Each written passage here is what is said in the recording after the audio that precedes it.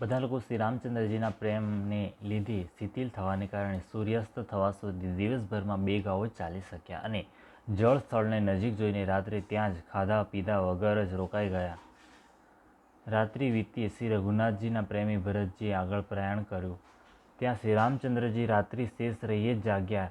રાત્રિ સીતાજીએ એવું સ્વપ્ન જોયું જે શ્રી રામચંદ્રજીને સંભળાવા લાગ્યા. જાણે સમાજસહિત ભરતજી અહીં આવ્યા છે. પ્રભુના વિયોગના અગ્નિથી તેમનું શરીર સંતપ્ત છે.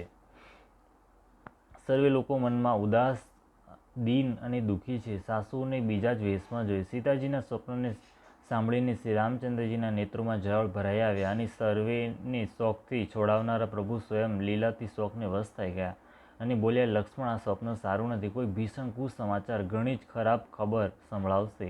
આમ કહીને તેમણે ભાઈ સહિત સ્નાન કર્યું અને ત્રિપુરારી મહાદેવજીનું પૂજન કરીને સાધુઓનું સન્માન કર્યું.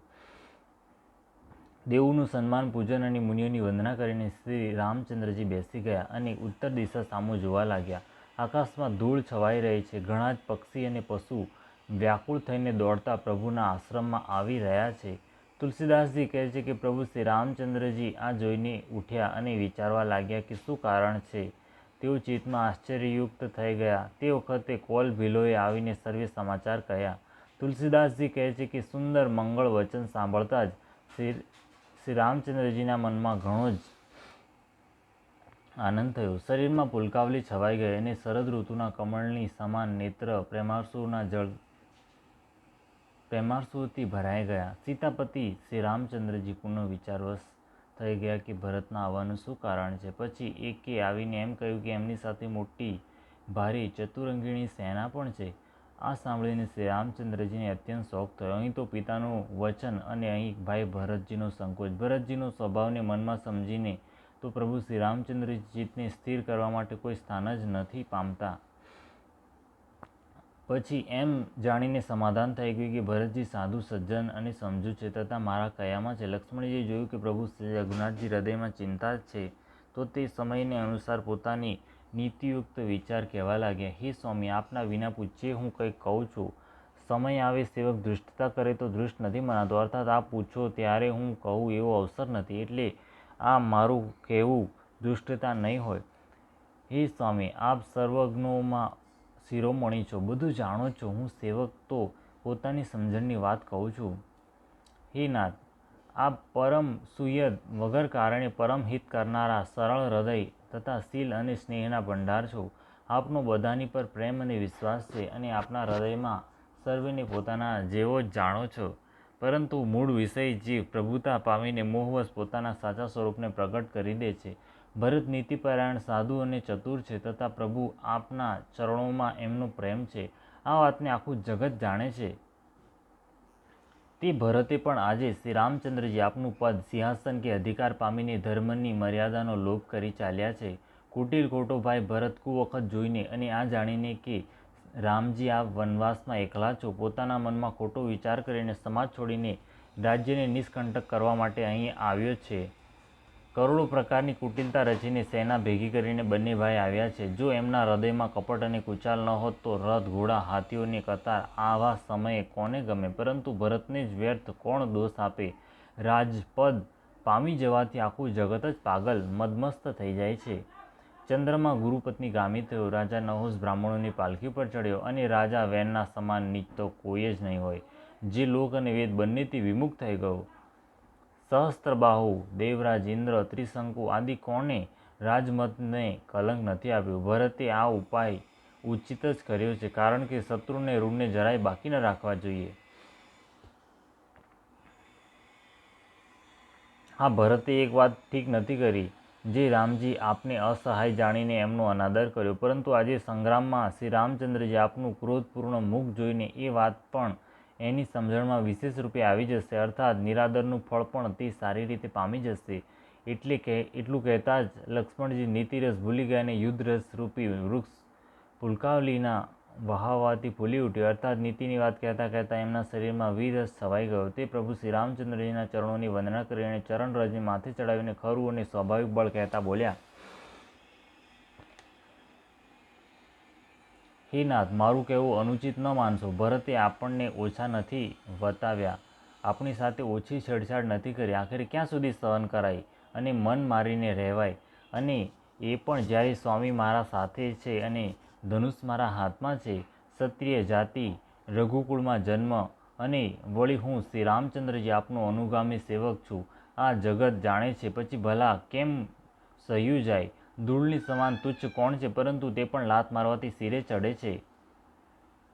આમ કહીને લક્ષ્મણજીએ ઉઠીને હાથ જોડીને આજ્ઞા માંગી, જાણે વીર ઊંઘમાંથી જાગી ગયો હોય. શિર પર જટા બાંધીને, કમરમાં ભાથું કસીને અને ધનુષ સજાવીને તથા બાણને હાથમાં લઈને કહ્યું, આજે હું શ્રીરામના આપના સેવક થવાનું યશ લઉં અને ભરતને સંગ્રામમાં શિક્ષા આપું. શ્રી રામચંદ્રજી આપના અનાદરનું ફળ પામીને બંને ભાઈ ભરત શત્રુઘ્ન રણશૈયામાં સૂવે.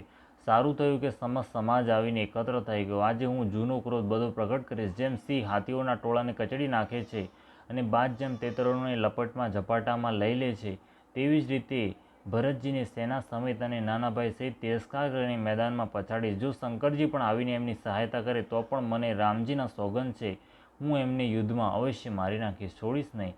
લક્ષ્મણજીને અત્યંત ક્રોધથી તમતમાયેલા જોઈને એમના પ્રામાણિક સત્ય સોગંદ સાંભળીને સર્વે લોક ભયભીત થઈ જાય છે અને લોકપાળો ગભરાઈને ભાગી છૂટવા ઈચ્છે છે. આખું જગત ભયમાં ડૂબી ગયું. તે સમયે લક્ષ્મણજીના અપાર બાહુબળની પ્રશંસા કરતી આકાશવાણી થઈ, હે તાત, તમારા પ્રતાપ અને પ્રભાવને કોણ કહી શકે છે અને કોણ જાણી શકે છે? પરંતુ કોઈ પણ કામ હોય તેને અનુચિત ઉચિત ઘણું સમજી વિચારીને કરવામાં આવે તો સર્વે કોઈ સારું કહે છે. વેદ અને વિદ્વાન કહે છે કે જે વિના વિચારી ઉતાવળમાં કોઈ કાર્ય કરીને પછી પસ્તાય છે તે બુદ્ધિમાન નથી. દેવવાણી સાંભળીને લક્ષ્મણજી સંકોચાઈ ગયા. શ્રી રામચંદ્રજીને સીતાજીએ તેમનું આદર સાથે સન્માન કર્યું અને કહ્યું, હે તાત, તમે ઘણી સુંદર નીતિ કહી.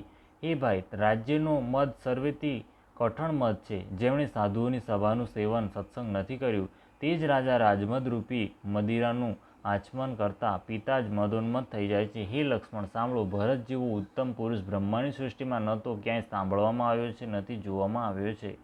અયોધ્યાના રાજ્યની વાત જ શું, બ્રહ્મા, વિષ્ણુ અને મહાદેવનું પદ પામીને પણ ભરતજીને રાજ્યનો મદ નહીં થવાનો? શું ક્યારેય કાંજીના ટીપાથી ક્ષીર સમુદ્ર નષ્ટ થઈ શકે છે, ફાટી શકે છે? અંધકાર ભલેને તરુણ મધ્યાહનના સૂર્યને ગળી જાય, આકાશ ભલેને વાદળોમાં સમાઈને મળી જાય, ગાયની ખરી જેટલા જળમાં ભલેને અગસ્ત ડૂબી જાય અને પૃથ્વી ભલેને પોતાના સ્વાભાવિક ક્ષમા સહનશીલતાને છોડી દે. મચ્છરની ફૂંકથી ભલે મેરું ઉડી જાય, પરંતુ હે ભાઈ, ભરતને રાજમદ ક્યારેય નથી થઈ શકતો. હે લક્ષ્મણ, હું તમારી શપથ અને પિતાજીના સોગંદ ખાઈને કહું છું, ભરતજીના સમાન પવિત્ર અને ઉત્તમ ભાઈ સંસારમાં નથી. હે તાત, ગુણરૂપી દૂધ અને અવગુણરૂપી જળને મેળવીને વિધાતા આ દ્રશ્ય પ્રપંચ રચે છે, પરંતુ સૂર્યવંશરૂપી તળાવમાં હંસરૂપી જન્મ લઈને ભરતે ગુણ અને દોષના વિભાગ કરી દીધા છે, બંનેને જુદા જુદા પાડી દીધા છે. ગુણરૂપી દૂધને ગ્રહણ કરીને અને અવગુણરૂપી જળનો ત્યાગ કરીને ભરતે પોતાના યશથી જગતમાં અજવાળું કરી દીધું છે. ભરતના ગુણશીલ અને સ્વભાવને કહેતા કહેતા શ્રી રઘુનાથજી પ્રેમ સમુદ્રમાં મગ્ન થઈ ગયા. શ્રી રામચંદ્રજીની વાણી સાંભળીને અને ભરતજી પર એમનો પ્રેમ જોઈને સમસ્ત દેવો તેમની પ્રશંસા કરવા લાગ્યા અને કહેવા લાગ્યા કે શ્રી રામચંદ્રજીના સમાન કૃપાના ધામ પ્રભુ બીજા કોણ છે? જો જગતમાં ભરતજીનો જન્મ ન થાત તો પૃથ્વી પર સંપૂર્ણ ધર્મોની ધુરાને ધારણ કોણ કરત? હે રઘુનાથજી, કવિકુળને માટે અગમ, તેમની કલ્પનાથી અતીત ભરતજીના ગુણોની કથા આપના સિવાય બીજો કોણ જાણી શકે છે?